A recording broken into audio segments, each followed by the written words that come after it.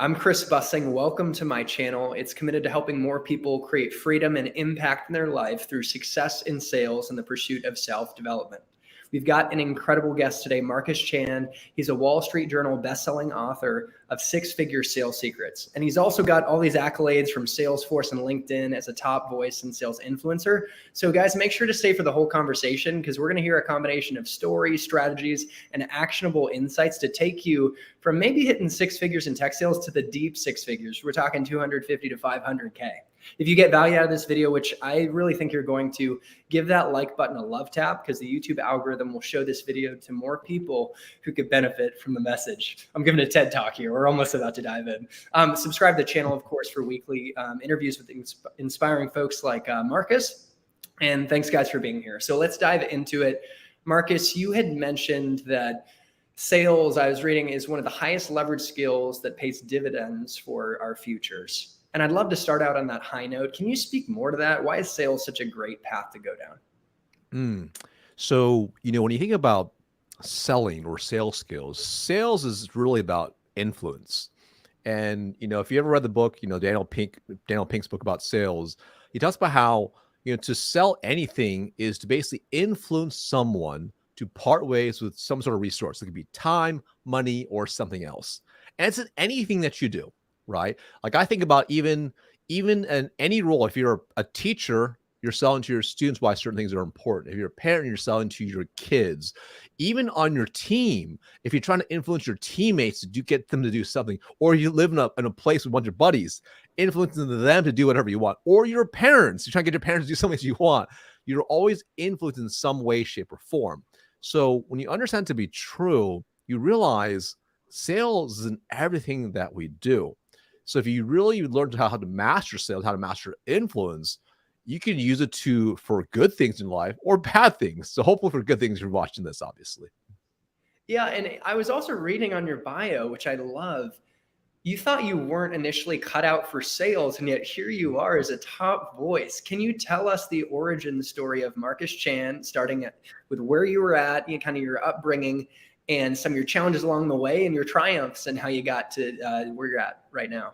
Yeah, 100%, right? So, currently now I run my own business, right? Helping sales teams and B2B reps double their results in less than 90 days. Before this, I was in corporate America for over 14 plus years.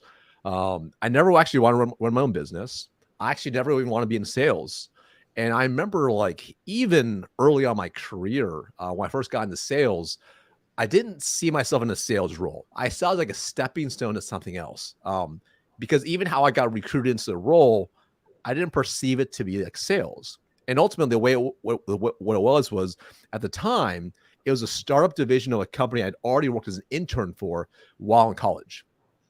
And they basically painted the main like, hey, Marcus, this is a brand new startup division. It's ground zero. It'll be like at the very forefront. You get to go out there and help us build this business from scratch. It's going to be incredible. You're going to learn a lot. It's going to be completely bootstrapped. And I'm like, exciting. What I didn't realize what that meant was this is hardcore outside of B2B sales with no marketing, no leads, nothing. And go out there and build a business from scratch in the last recession. I didn't realize at the time. To me, I was sold on the dream, if you will. So I remember starting off, and because of my past background, I grew up working really hard. My parents had a restaurant, we were very, very poor. So I grew up, working in customer service, working as a server, dishwasher, retail jobs, etc. Kind of your prototypical experience. So this is my first B2B sales role. And in the past, I've done pretty well. Even as an intern, I was like, well, I always worked really hard. I've had a good work ethic. I worked really hard. I'll probably be great at sales. They tell me I got to work hard. And when I got started in sales, I was by far the hardest worker. Like the most activity, the most calls, the most emails, the most in-person door knocks, the most everything. But the worst results. And I remember getting started and I was shocked because I remember my day zero. My boss says, I say, hey, boss, what should I do? He's like, I want you to go outside. I want you to go knock on doors, physically walk into businesses. I'm like, okay, what do I say? He's like, just tell them that we're out here and we're new. I'm like, great. How many businesses? He's like, walk into 30. I'm like, what do I bring? He's like, give them my business card. I didn't have business cards yet. He's like, so I got his business cards, Paul. And I'm like, okay. He's like, if you walk into 30 businesses, you'll probably book at least a couple meetings. You'll probably eventually hopefully close. I'm like, great. So that day, I walked in over 60 businesses, 0 meetings booked, 0 interest. And I'm like, "All right, I'm not gonna give up. I'm gonna try this again the next day." Next day, I go again, different area, 60 more businesses, same result, no result. So that's what 120 plus business by foot, and I'm like, okay, this is crazy. Like, not even one of them said yes to at least a meeting or was somewhat interested. Go back to my boss. Hey, what should I do next? He says, call every single one. Try to book a meeting. Okay. Call every single one. 120 plus calls, 0 meetings. I go back to him again. Hey, boss, what should I do? It's like Friday night. He's like, call them again. I'm like, all right. I call them again. Again, 0 meetings. So at this point, my first week in sales, I'm like, I'm a complete failure at this point because I've made more calls than anyone else has done in the office this week. I walked in more businesses and I have nothing to show for it. Like, I was hoping for this one booked meeting. And that's when I thought I was going to quit sales, right? I was like, I don't think I can make this work. Now, I didn't quit sales, obviously. And over time, eventually, I figured it out and started having some success. It took me a while. It took me about another 2 more months. All right. It took my boss threatening me with a PIP about, in 2 months, say, hey, I'm going to fire you basically if you don't turn us around, for me to figure it out. Right. Eventually figured it out, had some success. And then my career just kind of been skyrocketed from there. It got to the point where I worked for 2 companies, got promoted 10 times in 10 years, went from, being an individual contributor to leading teams of 110 plus employees, hit whatever award possible, presidents coming all these awards, but eventually figured it out. But it wasn't easy. It was super hard. And I'm glad I made the mistakes because obviously it paid long-term dividends once I learned how to sell.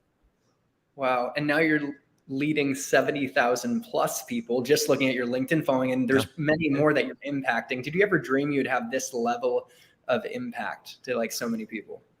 Well, I think I'm kind of weird where, growing up, I always felt like I could do something cool. Right? I always felt like whatever I was doing, I could do it bigger. I could do it better. Mm-hmm. And it just never seemed to get to the point. As I kind of rise in my corporate career, and I remember this was like 2016, and I kind of mentioned like I hadn't really I never wanted to do my own business because my parents were entrepreneurs. They had a small restaurant. I saw how hard it was, how much effort and work and how little money they made. I'm like, I don't want to be an entrepreneur. I want to work for companies and they can pay me. I'll make a lot of money. It'll be great. Yes. And I remember in 2016, it got to the point where I was one of the youngest directors in the company. I think I was like 31 at the time.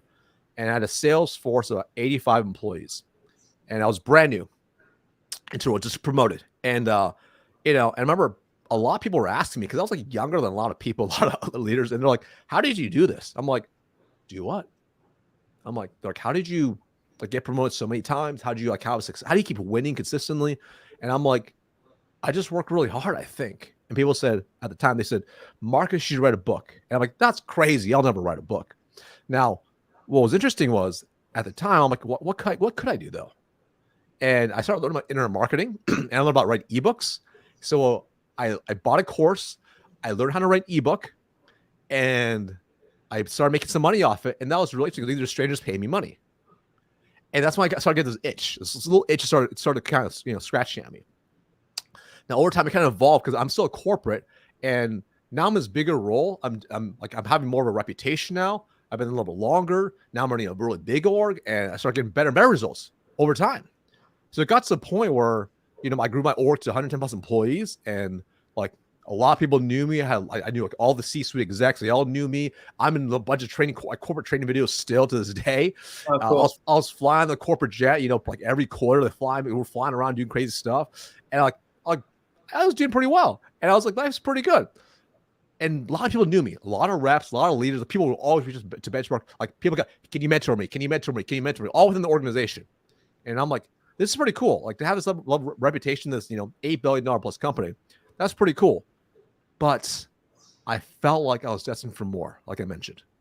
I was like, there's something more I can do, something outside of this realm. So at that point, that's when I was like, what else can I build? And that's when I built, a side hustle. I started to build it out from there. But at that point, I didn't know how big it would get. Even when I went all in the business, I never thought I'd turn into business. I thought I used to be a solopreneur. I never thought I would hire people and do all these things. Yeah. Well, they just built over time as a result of it, right? But it's been a really cool journey. I think more importantly, I'm just blessed to have the opportunity in today's world to be able to impact people beyond just the organization I was actually at.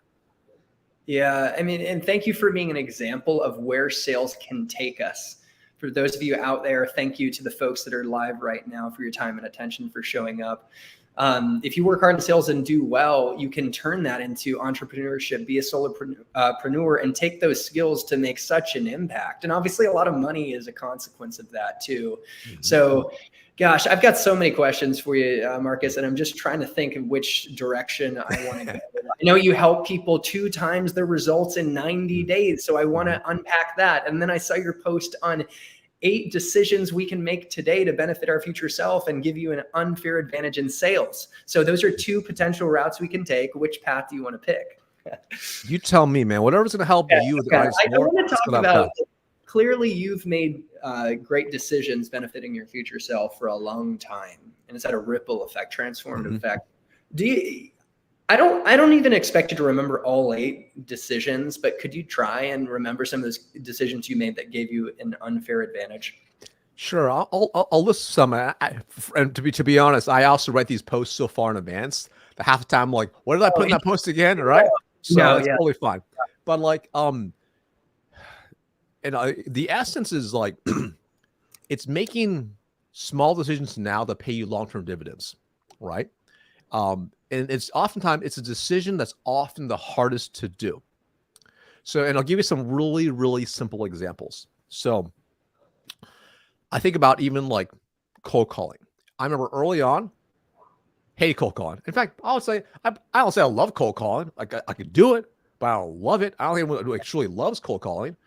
But I also knew, just like anything else, it's a muscle to be developed. And I think most people, what they would do is like, if their boss taught them anything, a framework or script, they kind of practice a couple of times and they're like, all right, let me just start making calls. And it's like hit or miss. But when you think about what do pro athletes do when they learn a new motion, a new play, or do whatever, they spend like 95% of the time practicing. And that's an example of a small decision I made towards even cold calling. So for example, like when I switched industry in 2011, a completely new company, knew everything. Not only did I write out my new scripting, okay, but I would practice literally hundreds of times a night. Hundreds of times a night. Hundreds of times? Like hundreds that's incredible. Of times before making a single live call. And the reason was I wanted to warm the vocals up because I know it's just like in sports. Once you're on the field and someone throws you the ball, who knows what's going to happen? It's all pure muscle memory at that point. Right? It's like an instinct. So if I can build the base instinct to be strong, so if someone throws the ball, I know what play to run, it's much better, right? So I would do that. Another good example, kind of same idea is because we had to go in the office and I had to commute 45 minutes one way to the office. Most people, if they had to commute or drive anywhere or take the bus or whatever, they're listening to music, maybe they're watching YouTube on the phone or TikTok and social media, whatever. Now I was driving, right? And most people at that time would just listen to music or you listen to the radio. Obviously, not going to watch anything. But what I would do is listen to no music. Instead of the 45 minutes there, I would role play out loud my cold calls, the frameworks. And I would run through out loud all the objections, the most common objections. I'm not interested. Like, we already have a vendor. We're under a contract. Whatever it was, I roll through that. I'd practice out loud. So this way, once I got onto the phones that morning, I was ready to go.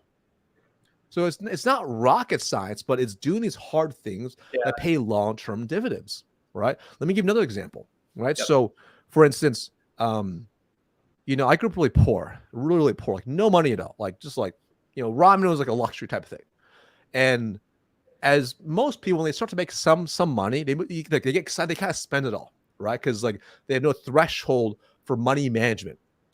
So I knew it to be true, and definitely, like I was definitely scared of being broke, homeless, and not having a place to live. Yeah. So I developed these habits like, hey, I'm gonna live off my base, and I'm going to invest the rest. Live off my base and invest the rest. And that's still to this day something that there's no base now because I'm a business, but like I give myself a base salary. I hire myself as an employee for my business. I live off the base, and everything else is invested. Right? Wow. And because of that, it pays you long-term dividends. And like there are things that like I look back and that paid me People are like, how'd you retire at 35? How'd you become financially free at 35? Well, as I made more money, I didn't keep spending way more money. I maybe spent a little more money, but I invested the rest. It's consistent. So I would dollar cost average all my investments consistently over time, every single week, every single month. Easy to say, super hard to do, right? That also meant sacrificing certain things. So for example, buddies want to go on a weekend. I'm 23 years old. They want to go party, go party and drink a ton, right? Early on, I partied a lot still, right? But to save money, I would pre-fucking advance, right? I'll drink in advance. And then I would smuggle my own alcohol in. I'm not saying you should do that, but I'm just saying, like, these are the extremes I would go to live off of my base.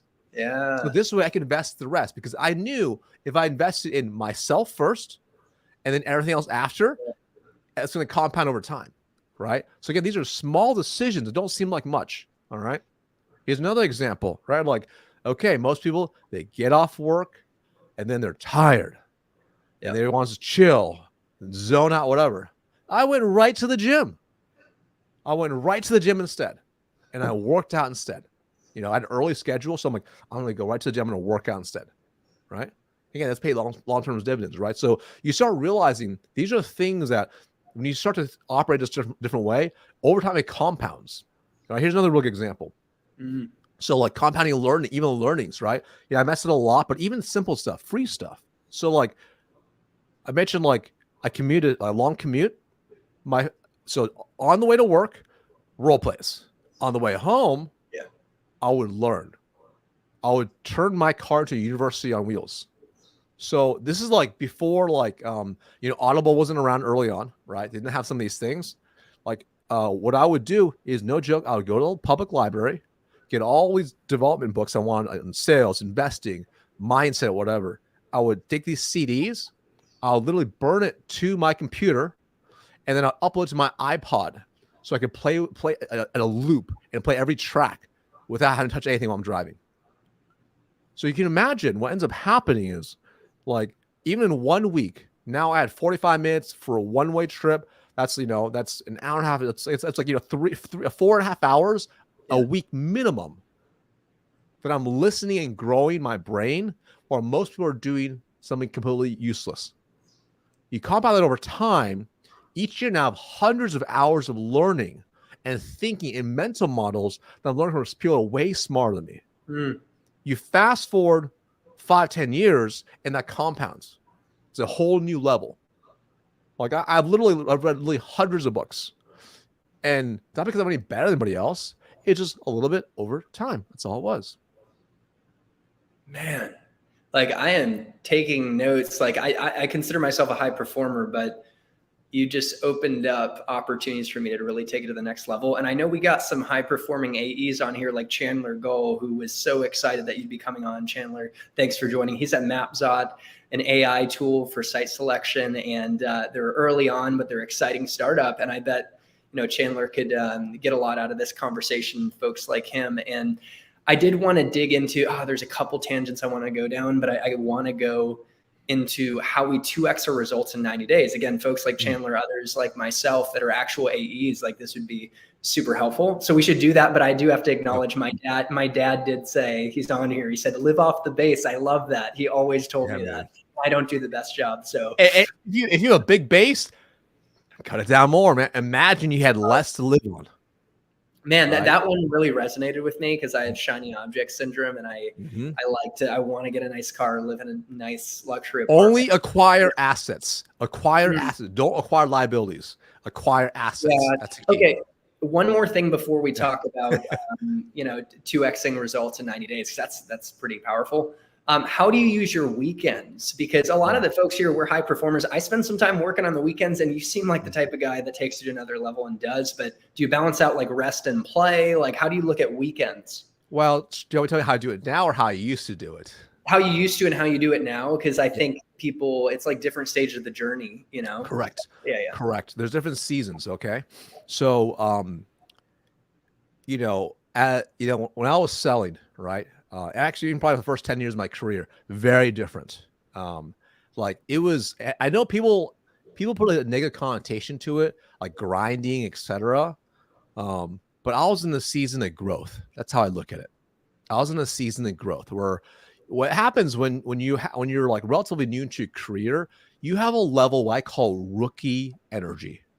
It's this level of energy that you have to fully maximize because it can only go so far. It's kind of like playing sports at my age. If I get hurt now, I'm like, oh, my back hurts just playing like a kid, you know. But 10, 15 years ago, totally different, right?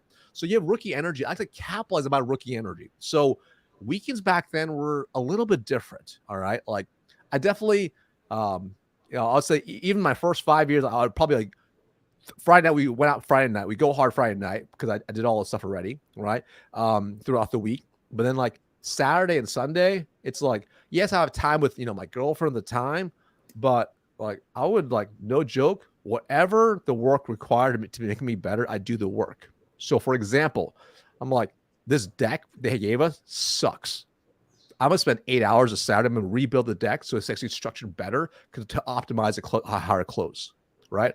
I would do things that make me better, right? I'll still work. I do these things. Now, then I went through this whole other season where, and that was like a bunch of stuff for work still. I'd practice, I'd role play, I write out, use frameworks and scripts. I'm always thinking how to improve. I do things for work. I go into the office. I mean, I'm not saying you should do this. Like I'll go in the office and just get stuff done and prepare for the week, right? Like I was willing to do whatever it took to be successful. Okay. And then, and I still built time for family. Don't get me wrong. And I still went out and party each night over the weekend. Yeah, I'm not gonna lie. I'm an extrovert. Are you an extrovert? Because I loved it. I like to party sometimes. Like I'm actually an ambivert. I'm right in the middle. Okay. Right. That's the perfect sweet spot. Yeah. That's the perfect. Yeah. I'm just serial extrovert. Anyways.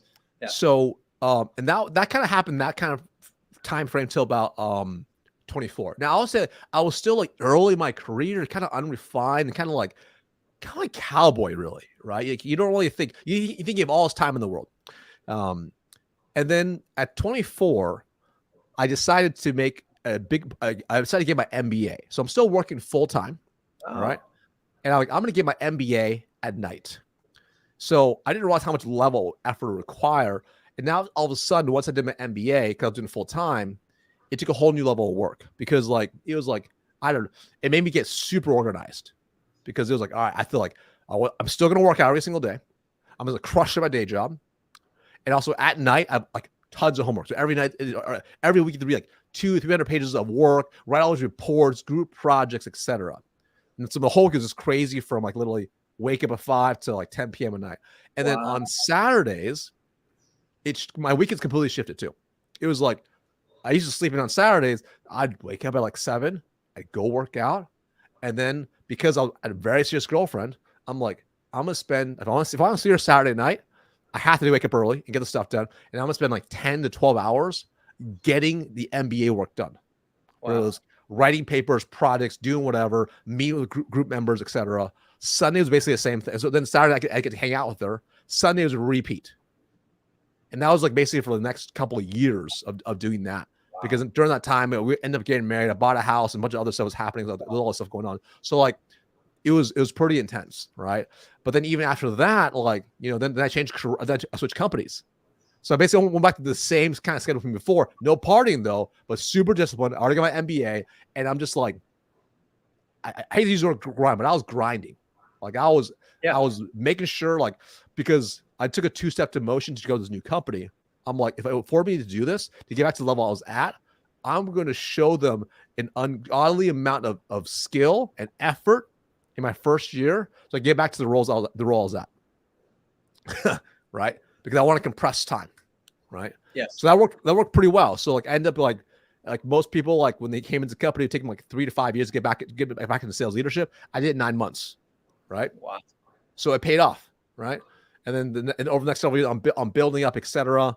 And then around that same time, I started to build side hustles. So like. Yeah. Any free time I had, I found things to do that were going to be productive and make me better and grow ultimately. Yeah, gosh, you really remind me of where I'm heading. Like I relate so much, and like on the weekend, waking up on a Saturday instead of sleeping in to get some work done, and then kind of I don't have a girlfriend right now, but earn the opportunity to socialize a bit. Yeah, it's super helpful. So, okay, we'll finally get to this question that I've brought up a few times now. Sure. do we 2x our results in sales in a 90-day period? I'd love to peel back the layers of that. Great. So I'm going to give simple general advice that can apply to everyone, right? Okay. Because this way everyone can kind of shift in different ways. So the first thing you have to do, all right, so step one, you have to get crystal clear exactly where the constraints are in your sales process. So this means you have to be so nailed everything from top of funnel all the way through close, where are the exact constraints in your process, and then cover exactly what they cause. That's number one. That's the mistake most people don't realize. Is like they go in, they're like, well, you know what? Like, I think I just need more pipeline, so I'm just gonna double my calls. I'm gonna double my emails. Yeah, theoretically you could do that, but what if your targeting sucks? What if your messaging sucks? Yep. So let's just say if you're averaging only like a 15% open rate, yes, you can send more emails, but you're losing so many prospects in between. Let's say booking calls. Let's just say, for example, if you have a 20% conversion from a decision maker conversation to 20% book call, you're missing out on 80% of those not converting, right? So how can you get 20%, and how can you increase that upwards to say 50%, 70%, 90%, okay? You take a look, even say your show up rate. Let's say if your first call show up rate is 75%. You're not going to get 100%, but how can you get to say 85, 90%? So you start by identifying the exact constraints you have, and then you start solving for those constraints. That's really the big key, because we can solve for the constraints, then you can start moving deals through your pipeline much faster. So, and what ends up happening, I'll give you an example. You know, I'll get, in my program, I'll get an A who submits a call recording, and they'll say, hey, Marcus, like, here's a situation. Like, here's this discovery call. Like, we had this like 2 weeks ago, and now they're ghosting me. I don't know what's going on. They didn't show up to the demo, blah, blah, blah. Like, what should I do next? Well, that's the wrong question. The better question is, what am I messing up in my sales process early on? It's causing them to ghost me. So there's a cause and effect, right? So then I can look at the discovery call, break down the opportunity to adjust, and move forward from there, right? So you start looking for an exact constraint, and you don't want to solve for the symptom. You want to solve for the root cause. And when you start thinking this way, your results actually double much faster than you realize. You know, sometimes it's even as simple as just being more accountable. So I'll give you another example. So I'm working with a sales team right now, and it's 6 total reps, and you know they've been programmed for about 3 weeks, and usually in the same time frame, they would maybe like generate maybe like 2 million in pipeline for the deal size and close maybe 100K. So far, by simply uncovering exactly where they stand, providing accountability and clear metrics exactly where they stand, they're already at over 8.5 million pipeline in 3 weeks generated, and they already closed over $400,000. So basically 4x the results in just a couple of weeks by simply being really clear on exactly what they're doing, identify constraints, and we start solving for the constraints. And the answer oftentimes is quite simple. The problem is most people are trying to solve for the wrong problem. So you're getting to the root causes, and you're talking about strategy, which can, these subtle shifts can cause like a quantum leap in performance. 100%. How much does the execution piece play into this? And we'll talk more about it later in the conversation, like cold calling, cold emailing and things. But how is it really the strategy and the paradigm shifts that are much more important for these breakthrough successes than the actual execution itself? Or I'd love your thoughts. Also it's hand in hand, right? Because strategy doesn't really mean much if you don't do the work, right? There are certain tactical things that I'll teach that can really help, but tactical things are really good for like kind of quick hits, etc. And they don't really allow you to take the same concept to apply to multiple situations, right? So I'll give you a really, really simple example. So like one very tactical thing that I have people do when they first join my program is I say, here's what I want you to do. I want you to look at your pipeline. I want you to scrape through your pipeline, and I want you to look at it from here's how I want you to look at it. I want you to look at it from closest to money to most furthest away. Closest to money means you've already have done the proposal, you've done the demo, you've done everything. You're basically waiting for an answer, but you haven't got an answer yet. Okay, make a list of all those deals, right? Okay, now out of those deals, choose one, and bring it next week's call, and let's discuss how to move it to a close. That's very tactical because like I know we'll get that deal to move forward or close if something will happen with it. That's very good for right then, right? Long-term wise, will that help them close future deals? Yeah, maybe because of what we talk about there. That's very tactical for getting a very specific direct result. When we talk about strategy allows you to bridge multiple concepts across the board. Like how to like leverage human psychology, how to truly do a deep dive on a discovery call. Yeah. You could take that strategy and apply it to many, many calls. But the mistake some people make is, and I'll tell them, if they come into a program like mine, if they're not going to take action, they shouldn't be in the program. Yes. Because having a head full of strategy, having full of tactics, having great things in your mind means absolutely nothing, because you are paid in direct proportion to the value you bring to the marketplace, which is done by the execution of what you do every single day. So if you lack the execution, but you have the knowledge in your head, it doesn't really mean much. So you can have less strategy but better execution, and you'll win every single day over someone who's got more strategy and less execution. Yeah, so you basically help your clients see what they don't know they don't know, like uncover a blind spot, which again causes like a quantum leap in performance. Here's the strategy, and I'm sure you provide accountability, which is much needed, 100%. but it's on the person to execute at the end of the day. I actually gave a graduation talk to the Boys and Girls Club in Austin, and my talk was action is the answer. And I just think you're kind of hitting to that in business. And I think in life too, like it's often a solution when we're depressed and confused and don't know what to do with our lives, like try things out. And maybe that, guys, is trying out Marcus's program, checking out his book, Six-Figure Sales Secrets. So giving a little plug, that's all linked in the description of this video. And there's some free training as well. So hey, I wanted to get into now another post that I saw, and you said you write them in advance. So let's see. Yeah, we plan our content literally 6 to 8 weeks in advance. I'm impressed. Like, first of all, that you're remembering all this, and secondly, with my own content, I need to get ahead of the curve. I'm going like the day of, or maybe a week in advance. Yeah, build a system. Over time, you'll build a system. It's very stressful the day of. You're like, what am I going to write about? It's a whole thing. Yeah, totally. Yeah, and so I wanted to dig into this post though on you mentioned 5 mindset shifts to get into the deep 6 figures. We're talking earning 250 to 500,000 or more a year. Who wouldn't want to do that? I mean, that's life-changing. Talk about the freedom, the impact that comes from that. So what, could you speak a little bit to the mindset shifts that need to take place to go from maybe making shallow 6 figures or not even to that level of earnings? Yeah, I can't remember which file I listened there. Sometimes what I'll do is, I know there's like dozens, but I'll put, you need a file that'll fit in this post. So I'm going to share something that may or may not be in there, right? So one big mental shift you have to go to be earning multiple 6 figures is time does not equal money. Time is infinitely more valuable than money. I'm going to say again, time is infinitely more valuable than money, right? So I always laugh and says, oh, time is money. Time is not money at all. Because when you think about this construct, money, if you spend all the money in your bank account, do you ever get more money back? Yeah, you eventually get more money back, right? But what happens if you run out of time? You don't get it back. So if you know time is a finite resource for yourself, and money is actually an infinite resource, as a result, time is more valuable than money. So this is an important concept to understand, because if you understand it to be true, then you'll do whatever it takes to increase your value per hour. So for example, I think about someone like a LeBron James or Michael Jordan. They'll hire people like a Tim Grover.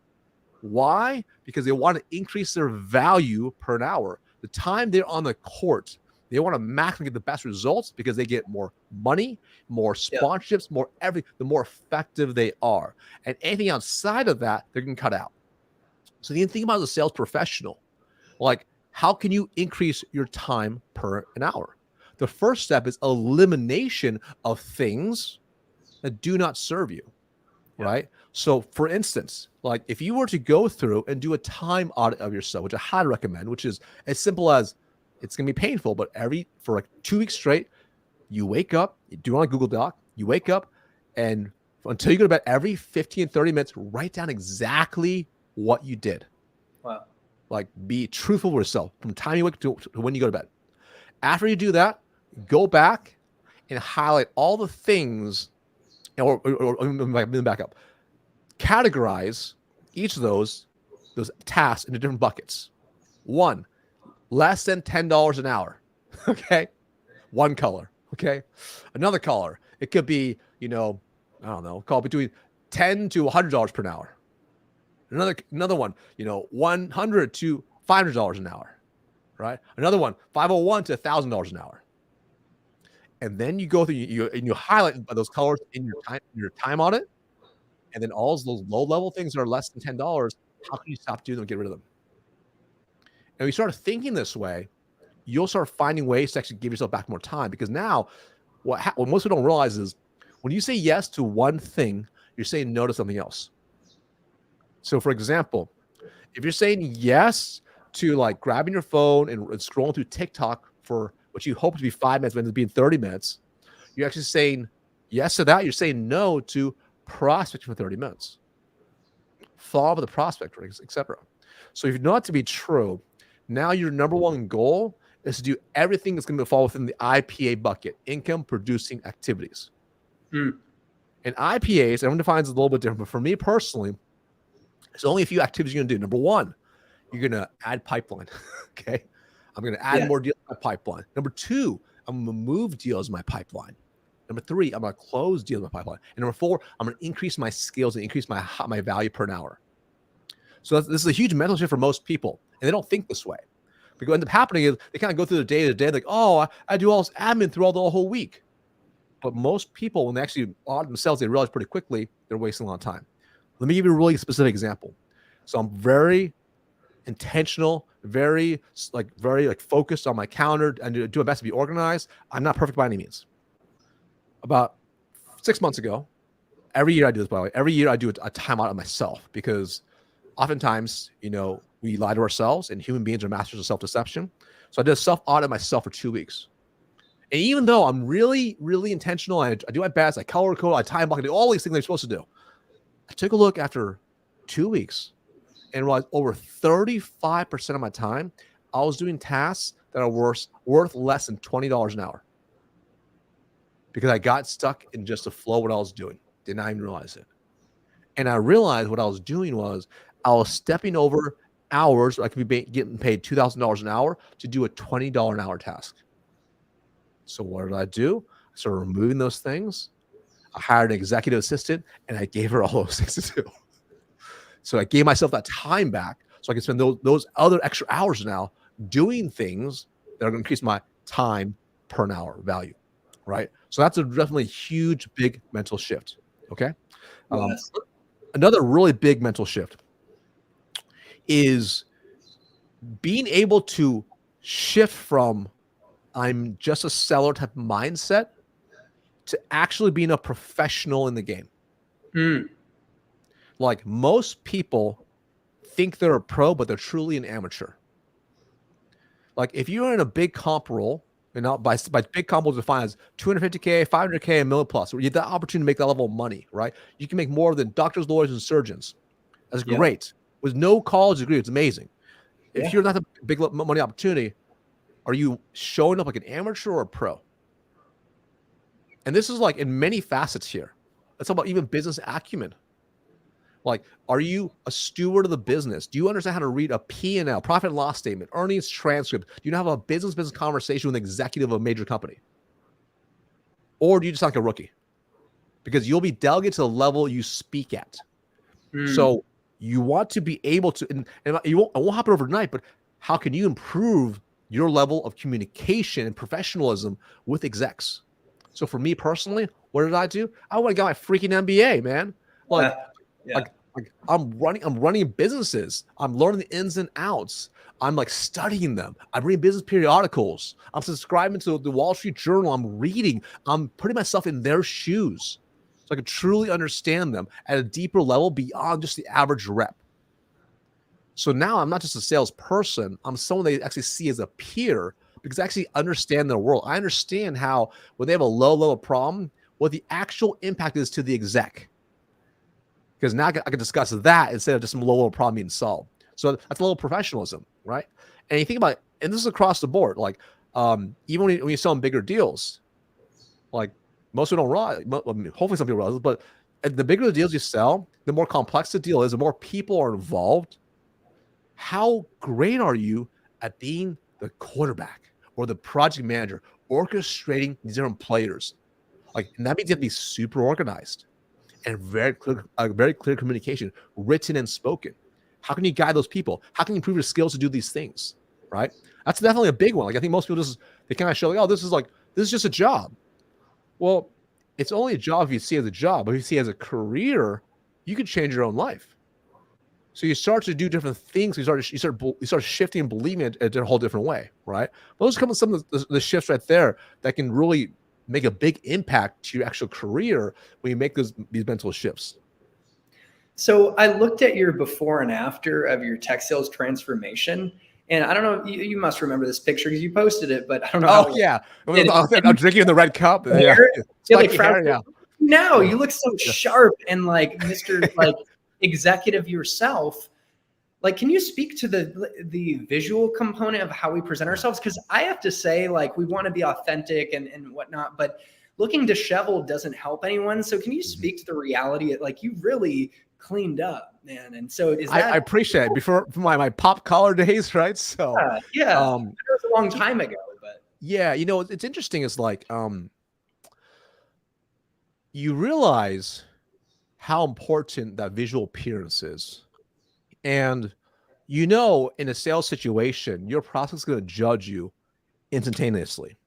And I think I was blessed early on to have some good mentors who told me I looked terrible, which is great because I need to hear that, right?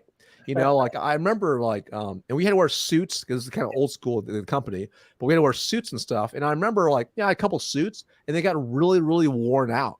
If it was a blurry picture, you wouldn't be able to tell, but up close, you're like, oh, it's super worn out. It's super threadbare. It's all frayed and stuff. But I was told early on I looked terrible. And I started really thinking about this because even I started in field sales, like you're like meeting a business in person, they judge you very quickly, whether you're overdressed, underdressed, and how you show up. And I realized as well, you can control that. And I remember there were certain things that really bothered me being new in sales.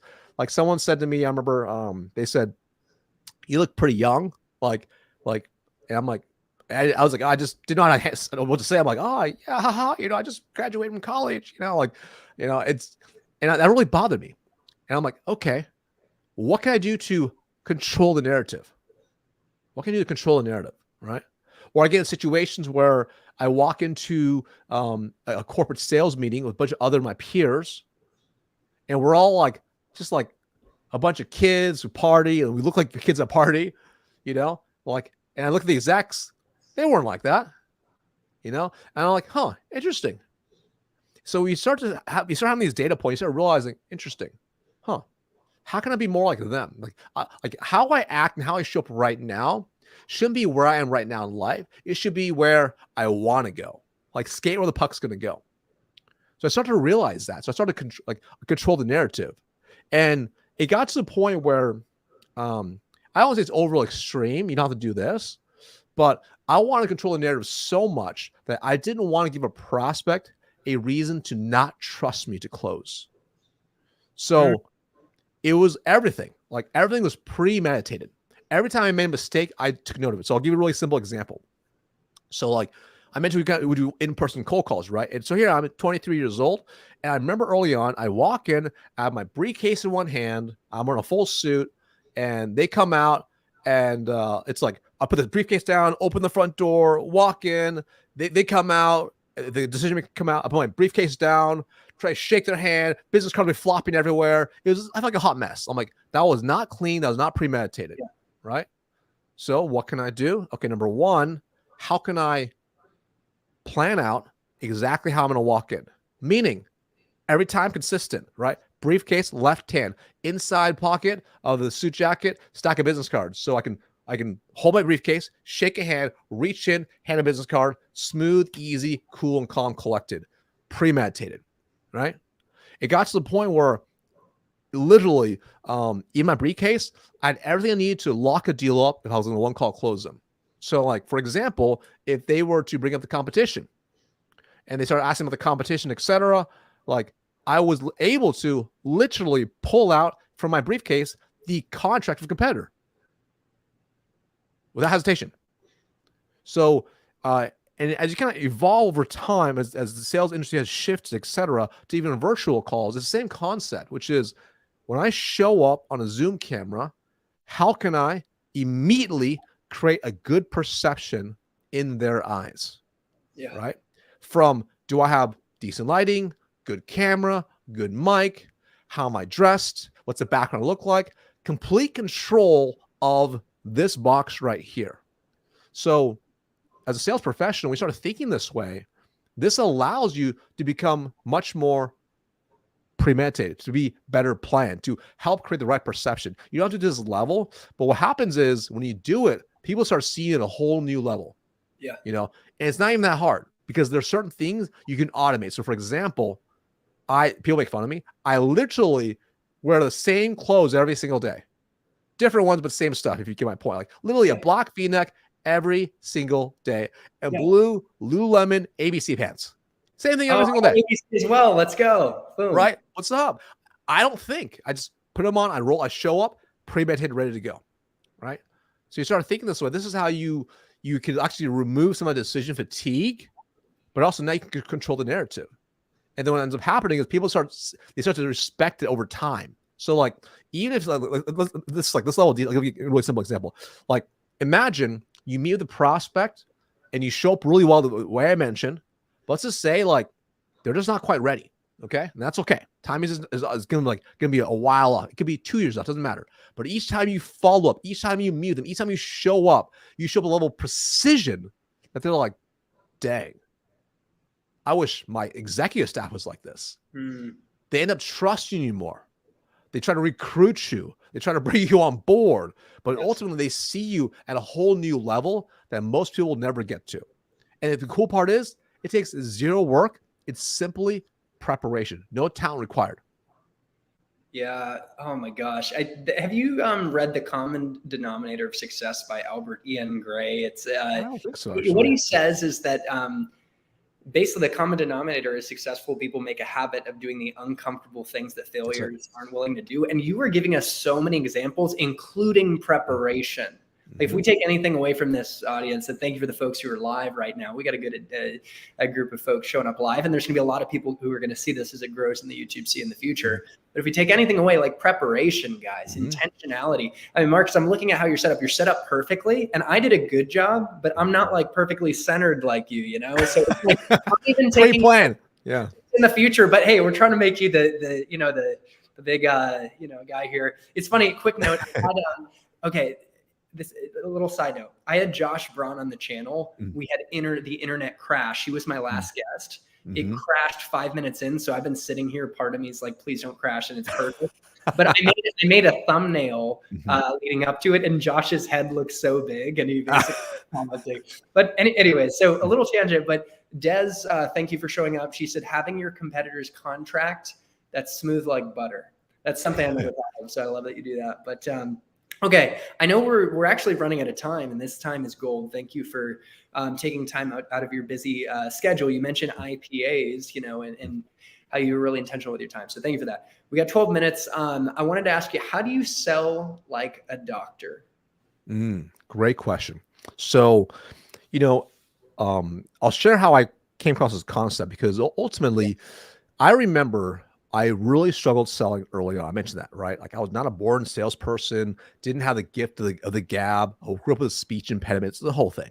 Wow. And one of the big ahas I had was early in my career. And I remember how it happened. It was literally, I was struggling in sales and I went for my annual visit to my doctor, pretty normal. And I go and it's a pretty good visit. And we realized in the visit that my blood pressure is going up. I had gained a little bit of weight since I last saw her. I was stressed, makes sense, new sales, new role, etc. And I walked away deciding I was going to eat healthier, work out, and basically change some of these habits. And I remember laying in bed that night thinking to myself, I'm excited about this. And then I was like, wait a minute. How did she convince me to do this? how did she sell me into these new way of doing things? And I realized she didn't sell me at all. She merely led me down a path and came to my own conclusion. I'm like, how did she do that? I was like, she didn't try to tell me or lecture me, etc. I'm like, all she did was ask me questions, and it helped me come to my own realization. I literally had a legitimate problem. It was what I call a latent need, a need that existed but I didn't know was really there. And she made active based on the question she asked. She made me realize very quickly what I was doing was not working, and I had to make a change, and I committed to a change. And I started realizing very quickly the whole sales process of a doctor is actually quite simple and ingenious, and it's actually packed full of questions we don't even realize. So, for example, even though I've been going there for a while, each time I sit in the lobby, they make you fill out a questionnaire about my current situation, what's going on, and then they bring me in. The nurse first comes and asks me more questions, take some measurements, check it in, see what brought me in to begin with, right? And then the doctor comes in and asks more of the same question, but at a deeper level. And they spend the majority of the time asking all these questions. And then after they have a good diagnosis, they make a recommendation, say, hey, you should do X, Y, and Z. What do you think? And they answer any questions you may have. They overcome any objections, and you come to your conclusion, you should do that. And really, 90% of the process is just them simply asking questions.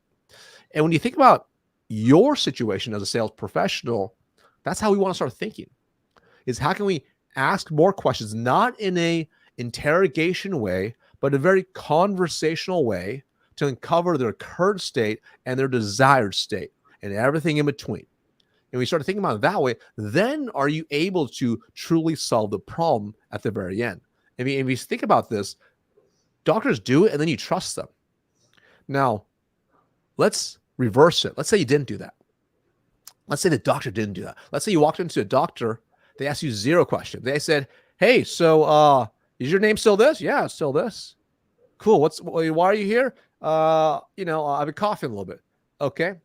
You need these pills. Take it. People are like, hold on. What are these pills? What's this all about? Are there side effects? Are you sure that's what it is?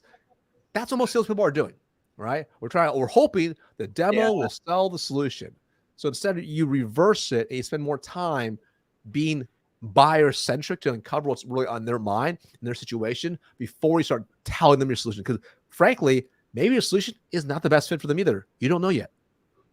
Yeah, I think something that I've gotten feedback on in the past, especially younger in my sales career, is that I stopped at a superficial level when it came to questions. You mentioned that the nurse and the doctor go deeper and deeper.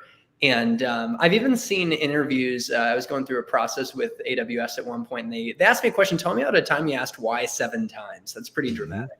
And I actually had to think about it. But what are your thoughts on like how, I mean, this is such a broad kind of vague subjective question, but how deep do you go with your questioning? Like, could you give a concrete example? Like maybe you're starting to get to a pain. Like how deep do you go in your discovery? So I use a really simple framework. I call it the RIM. Okay. So whenever they say something that I want to cover, what's the relevance? What's the impact? What's the motive? Right? What's the relevance? What's the impact? What's the motive? So for example here, like it doesn't really matter what you're selling. Let's just say you're selling, I don't know, you're selling for HubSpot. And maybe it was an inbound lead and they said they're interested in maybe just like having a CRM. Right? So, hey, cool. So what brought you on this call to begin with? Well, like we're looking at get a CRM. And then most people start asking like really technical questions, like, cool, like what features do you want to have? Right. Yeah. So, hey, tell me what sponsored you even want to look at a CRM? Yes. Well, we're using Google Sheets right now. God, tell me more about that. Well, we're using Google Sheets and it's kind of working, but we know we need something better. Seems like this is pretty important for you. Can you tell me more why you think you have to change from Google Sheets to something else? Well, like there's no way to to track, we manually put data in. There's no automation. There's no we don't have any data on what sites they visited on. We don't have we can't make calls in there. There's no real, we have to basically create everything and we can't follow up well. It's a whole thing. Got it. And why do you think it's a whole thing? Who is this impacting? Why is it impacting them? How do you know it's impacting them? What do they have to say about this? So you kind of start seeing, you start going those layers deep, right? And then they start telling you more and more and more. But here's the thing. It depends. Even 7 whys can be deceiving because you might go down that path, but we'll get to where you want to go. Right. And here's what I mean by that. So let's just say, for example, they end up saying something like, well, like, yeah, this will make the sales reps' lives much easizer. And then they'll actually log their calls and everything else. That's a pretty small problem to solve, to be quite frank. Right. So now it's like, hey, so if the reps were able to utilize a CRM, it's going to help them be much more efficient and ultimately log calls and do all things to actually close more deals. How would that actually help the business? Wow, that help us probably sell more deals. Cool. What do you mean by that? Well, we want to grow a lot more this year. When you talk about growth, what do you mean specifically?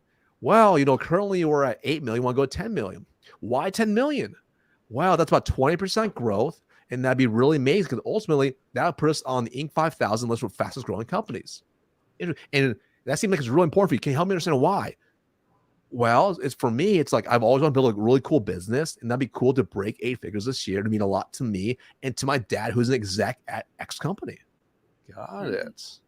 So you kind of see like it's like even like tying an arbitrator like 7 whys or certain level of depth can be kind of tricky to you because sometimes how they respond might take a little more digging and guiding to get to that level, that point. Because now he went from I need a CRM to solve Google Sheets to this is a tool that helped me basically make my dad proud, right? Like, it can be a whole something you know I'm picturing.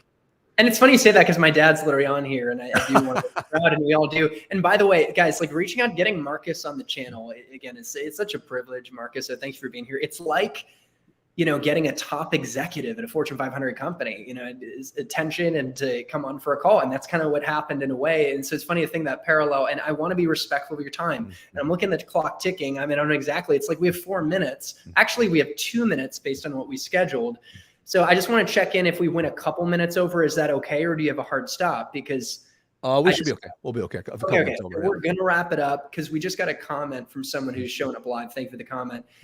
They're just starting out as an SDR and BDR. And I know you're helping AEs get to the next level, deep 6 figures, but AEs need a prospect too. So we can finish up with like talking a little bit about prospecting strategies and then talk about the importance of self-investment and your programs and calls to action. So I have multiple nested questions, but maybe I'll just start broadly.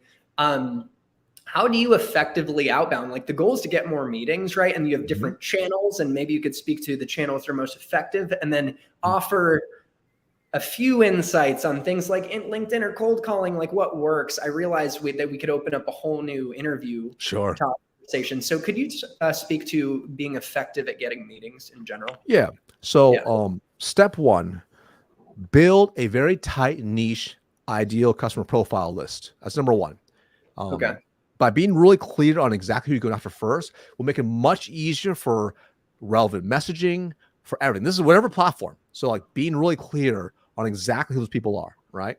Now, the second piece is like a lot of it has to do with the kind of data you have. So like if you have like pretty good phone numbers and like direct dials, et cetera, I personally love the phones first. That's my preference. And the reason is because on the phones, it's easier to deal with a live objection versus if it's email or LinkedIn, they could just not respond, right?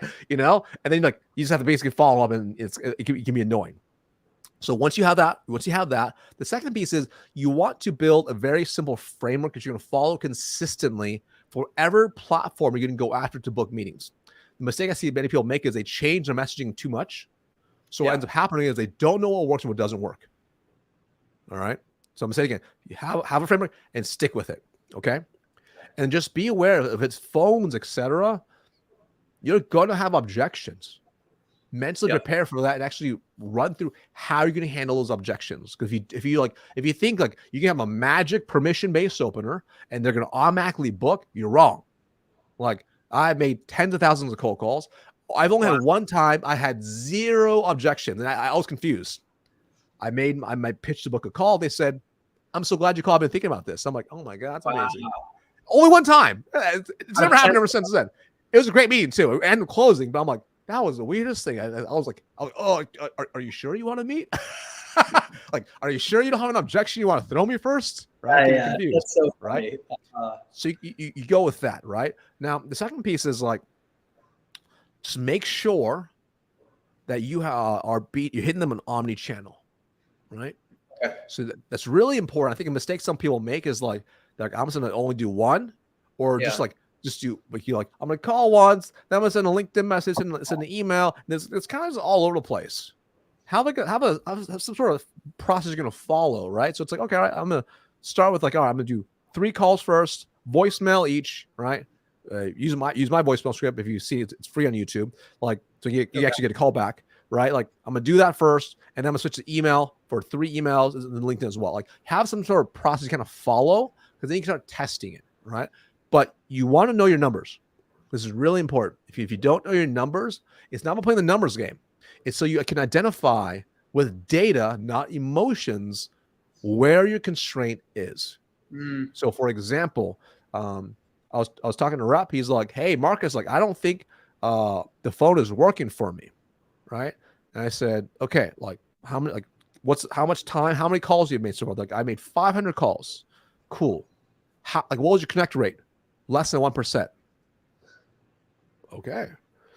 And what was your conversion rate? Like, I only talked to a couple of them, but I booked 1 out of 2. I'm like, that's not enough data to know if it's good or not. I'm like, where are these calls coming from? He's like, it's an old database, and I think the numbers are off. I'm like, Yeah. Okay, so you have a data issue. Like that's not it's a completely different issue now. So we can solve for the right constraint now, right? So like the data helps you make a better decision. So you don't think cold calling doesn't work. You're like, oh, okay, 500 calls, low connect rate. Maybe that's the issue here, or maybe we need a local presence dialer, or maybe I need to get better data, or maybe I need to validate the data beforehand. There's many solves to the issue. So that's how I can get started from there. Hopefully that makes sense. So yeah, it does. And just one quick thing spinning off that, like we hear about like be empathetic in your messaging. Like we don't have to go down the rabbit hole. Like I'm sure you could put on a clinic of how to create a great, we call it pitch or value prop. But what are some of the principles and how to frame messaging? Sure. Like if it's like talking about on the phones, you're talking about like, in like an email or the phone, but like, I hear things to keep it personal, like empathetic, value driven, tell a customer story. Maybe it's the same tried and true things. I just wanted to get Marcus Chan's take on messaging, basically. So I would take relevant over personalized all day long personally. Right. Oh, interesting. And yeah. So like relevant means you understand my world. Okay. Personalized, like, oh, cool. Like you might know about me, right? And it's not saying that one, they're both are good to a certain extent, but like if you're a BDR and you have to make so many calls and so many emails in a week, it's really hard to personalize every single one. Yeah. It's much easier to make it more relevant to that person. Right. So for example, if it's like, hey name, in chatting with, dozens of CROs on the West Coast, they're running into, these 3 problems. Their sales teams are missing their number, high no-show rate, low close rate. And that's leading to cash being tight at their startup. That's pretty relevant now to a CRO, right? Specific. It's very specific to them. We have a solution that might potentially help. Open to conversation. Now I'm like, okay, you're kind of speaking with the pains in my brain, right? Yeah. Okay, maybe I won't respond to that one. Then if I have another email, kind of similar, then you call me. I'm like, okay, you know what? I'll have a conversation now. So the relevance allows you to hit home in a whole new way, right? And that's why it's really important. I'll give you another example, right? I got a message. Big shout out to, I can't remember the name of this rep, the Zoom Info rep. Oh, cool. And they sent me their messaging was like, it was like no personalization, right? Except for hey name, right? But super relevant. I was like, oh wow, they're like, hey, like most data is bad, like so reps can't make the right calls. I'm like, the way he bets, I'm like, yeah, that's a real problem for sure. I'm like, that's pretty good, huh? Bad data, yeah, of course, bad data leads to bad calls, bad emails, and basically low sales. I'm like, okay, pretty good. Like it's been a while since I got one of these messages. I'm like, I pay attention to that one. Wow, okay. Yeah. Thanks for the paradigm shift of like, I actually am big on personalization. I like the effort, but you even like got me to rethink things. Like relevance is still king. It's number one. Okay. So we just have like two more questions because one popped up. Des wanted to know one of your proudest deals or most challenging. Like you don't have to like go crazy on it, but just high level. I don't know. Could you hit on that? Like we want to know. Yeah. It was a decent size. It wasn't crazy big. It was about a couple million. And it was like a 4-year process. So What? yeah, that's like, it's one of those things. Like, it could have been like $10,000, right? But I mean, I probably wouldn't have nurtured it that long, but because it took so long, so I'll give you, here's what ended up happening. So it was a deal. I actually worked on it as a rep. You know, it was already giving me multiple stuff because I already knew that, right? We're in the process. It took about 6 months in the process. I thought I did everything right. End up like CFO basically vetoed everything and status quo. Right. I'm just like, I was pissed because I had multi-thread properly, got all the right people involved. I got people on my team involved. We're doing all these things. And I'm like, this would be amazing to like to get this deal. Right. And they ended up just saying the competitor. And I was pissed for sure. Right. Now, because I typically look at things on a long term, when I see it's that big of a deal, and they always, in the world I came from, everyone signed 3 to 5 year contracts. So I knew that to be true. And I knew they renewed for like another like 3 years. And I'm like, okay, lost the deal, right? So now, because it was noted properly in the CRM, and we'd follow up tasks, the reps in the territory just basically had to follow up and nurture them long term, right? So whether it's email, Dropbox, etc. And I became the sales manager of the team, which is nice. So I had more. I still held my hand. I still like held certain deal because it was a good deal size. Like I'll keep in touch with and work with them, and we would just nurture over time, right? Wow. And a couple of years went by. They wouldn't meet with us. I kept trying, because there is a local business. I kept trying to like meet with them throughout, but they wouldn't really do it, right? And it kind of got to the point where I'm like, they're coming on a 3 year coming up soon. I'm like, man, we haven't been able to hold this prospect. Like they're probably going to they're just ghosting. They're probably just going to renew again. It's kind of like, I'm like, I was going to go, but I'm like, let's gift them something. So I knew the guy was a big golfer, right? I knew he was a big golfer. It was close to the Masters season.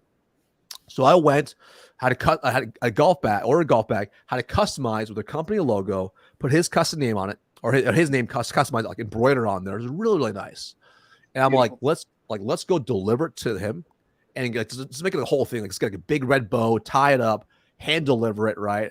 And in my head, I'm like, it's gonna be great. I'm gonna bring it to him. He's gonna see it. I'm like, okay, I remember you. Let's talk, right? I bring it there. Of course, he's not in town. I'm like, oh, okay, he's not there. We have to leave with the receptionist, right? Couple days goes by, and before we can fall back up, he emails me, right? Hey, got the bag. This is like the first response now in probably at least a year. We've been trying to nurture this guy. I'm like, he's like, got the bag. Let's talk, right? So of course I go out there, I bring my rep. Now, obviously some parameters that changed in the deal, but now we had like a deeper level of rapport and trust, right? Because now he's seen me as this guy who's been like trying to get a hold of like basically 3+ years now. We had great rapport prior, and we got the CFO involved because now I knew better, right? We got the CFO involved, and it still took a few months, but we ended up getting the deal done, switched the competitor over, and ended up being a couple $1 million. And we end up being way more competitor as well. We also got other services as well. But I'll say the deal size was cool, but it was more so that level of gratification of just playing that longer game and not just being your kind of prototypical, oh, I don't get it right now. You're dead to me. Here's a goodbye email, breakup email. You'll see you later. It's like seeing longer picture-wise the opportunity in that account and being able to nurture and play the long game and still get the deal, right? And not just like, okay, I was calling you in 3 years. It's like, hey, it took a little bit of work in between. And I call deals like this like future mailbox money. It's like, it's a check waiting to be cashed 3 or 4 years out, but I want to make sure I don't lose that check. So I got to check on this check every few months and kind of nurture it a little bit as we get a little bit closer until I can finally cash that check in. And fortunately, in the situation, it ended up working out. But it was just a level of like follow up and just showing up and be consistent. That really got to he mentioned that he's like at the end of the day, like you guys are so consistent and like they had dropped he's like actually they dropped the ball many times in the last several years, and I still thought we should have switched to you before and we didn't, right? But honestly, they're under contract, so they had to wait it out because the buyout was way too big for them to exit. So that was one example right there. One of the best deal stories I've ever heard, obviously medium size, but you embody what CEO of Sun Microsystems, Vinod Khosla, says. I mean, he was given a talk to Stanford, with enough persistence, the impossible becomes possible. And you just motivated me because I've got multiple deals I've been pursuing, for some for like about 2 years. And it's like, anyways, okay. So I swear, like we're at the finish line. We're just about there. I want to ask you about how you've invested in yourself, and then talk about calls to action programs, because I've spent tens of thousands of dollars in my self-development. You've spent hundreds of thousands, I think. So I guess I need to spend more. But tell me about that, the importance of self-investment, where you've invested, and then we could talk a little bit about your program. 100%, right? I learned long ago, if you invest in this order, you can really multiply your earnings. So the greatest multiples of earnings is always going to be, number one, yourself, because this is I'm not talking about, I'm just like generally speaking, because when you invest in yourself, when you acquire the skills and knowledge, you're borrowing from somebody else, and you're able to apply it every single year and multiply it out. That's lifelong. I love that. The second is going to be assets, like a business, right? Because you have multiples from there, then everything else from there. But anyways, for me personally, I'm always thinking, like, where is a gap in my skills? Because where the skill gap is where you need to invest, right? So I always think, like, long-term wise, where do you want to be in 5-10 years? That 10-year person, that 10-year version of Chris, what skills would Chris need now to develop to get to that future level of Chris? And you start investing those skills now, right? So like early on, it was investing in like sales training, sales coaching, mentors. I invested in like leadership stuff. Even like conferences are great, masterminds are great. Like books are good, but they're kind of low level. But it's like getting coaching is so powerful, because you actually get context as a result of it, right? So like, I mean, even, last couple of years, my heaviest investment happened in the last couple of years, right? I invested well over $250,000 last two and a half years into myself, and coaches, mastermind, and programs like that, each to solve a different program or solve a different like issue I was running into. And when you started thinking this way, you start compressing time. That's how you start to think. Because if you can compress time, the faster you can like learn someone else's mistakes, the faster you're going to be able to adapt from it, right? So I'll give you a really simple example. So a couple years ago, I was really struggling to learn how to run Facebook ads for my business. And the past year, I spent $200,000 in Facebook ads and basically got like a net zero return. So that's not a regular return. Okay. I'm like, all right, I think it's basically burnt the money, basically, right? Wasn't dumb, didn't get a coach for that. Got a specific coach for that, And first thing we did was install some new software for better tracking. Once we installed the software, we spent about $30,000 in ads. And in the $30,000, because of better tracking with his help, and I'm adjusting all these things, and I knew I had someone actually looking over my shoulder to help me. I'm like, okay, so my ads are good, the copy, everything is really nails, but this market is not adapting well. And my customer acquisition cost is far too high. It's going to be a net zero. So I was right at zero, but it doesn't make sense now to run this strategy. So because of that, even though some people are like, whoa, but you spend like $30,000 and you spend all this money, like that's really expensive even for just ads. I'm like, but I just saved myself 2 years of time, right? With someone else's help. Yes, I paid this other guy $50K to be my coach, and I paid $30K for ads. That's $80K. But now I just save all the time. And now I can change my strategy as a result of having that better data. Because most people don't realize clarity is power. Like when you can get clarity on your exact situation, it's really amazing. It's kind of like if you're feeling sick and if you go to the doctor, they don't know what's wrong with you. You go, especially you don't know what's wrong with you. It's so scary. Like versus if you can pay someone to figure out what it is and tell you exactly what's wrong with you, you're like, thank God you pay for that clarity, because now you can solve for that problem. So that's why I think everyone, this is for any, if you struggle with writing, get a writing coach. If you struggle with sales, get a sales coach. If you struggle with executive presence, get an executive presence coach, right? Whatever you're struggling with, hire someone to help you compress time. Because what most people don't realize is every year they're not their full potential, it costs them that difference of money. So for example, if your comp plan potential is $500,000 and you're earning $150,000, every year you're not maximizing your comp is costing you $350,000. So we start thinking this way. It's like, okay, I could lose $350,000, or I can invest $10K and get a sales coach, and I'll make that money back. Okay, that's a pretty good ROI. most people don't think that way. And as a result, they end up staying stuck. And what they don't realize is indecision is a decision. So every year they make the same mistake over and over and over. It actually costs them their future best self. Yeah. And there's an exponential impact. Like if you make the 100%. right decisions and get the right coach, you can make it has a ripple effect and amplifies, and probably, 100%. and that's the opportunity, the cost of what you're missing out if you don't make that decision. Okay, perfect. And hey, this has been the most incredible conversation, one of my favorite interviews ever. And honestly, we've had some big names on this channel. So thank you, man. Can you talk about how we can get plugged in? Maybe, didn't you launch a program recently? You have your book, Six-Figure Sales Secrets. Oh, I got the million things going on, but yeah, so super easy. Yeah, you can get a free copy of my book, Discover Shipping Handling. Go to bentley.co/book. Okay. Yeah, I'm a high performance coaching program, right? So people can head to the website, bentleyconsulting.com. You can take a look at it and apply for if you want to look at that program as well. That's my main core offer. We have a B2B offer as well for businesses too, but we're pretty simple. Ultimately, if you are an account executive or you run a team of AEs and you want help to double your results, hit me up. I mean, after hearing a conversation like this and getting so much free value, like I encourage you guys to check out Marcus and at least have a conversation. Again, Marcus, thank you. Guys, if you got value out of this video, give it a like, because the algorithm likes that and we'll show this to more people. And also give it a share if you really got something out of this and you think it could benefit other people. So, and yeah, subscribe to the channel too. I hope, Marcus, that one day we'll have you on again, maybe whether it's next year or something. But again, thank you. And guys, appreciate your attention, your time, to your success in tech sales and in life. Happy selling and happy living. And we'll see you in the next one. See you guys.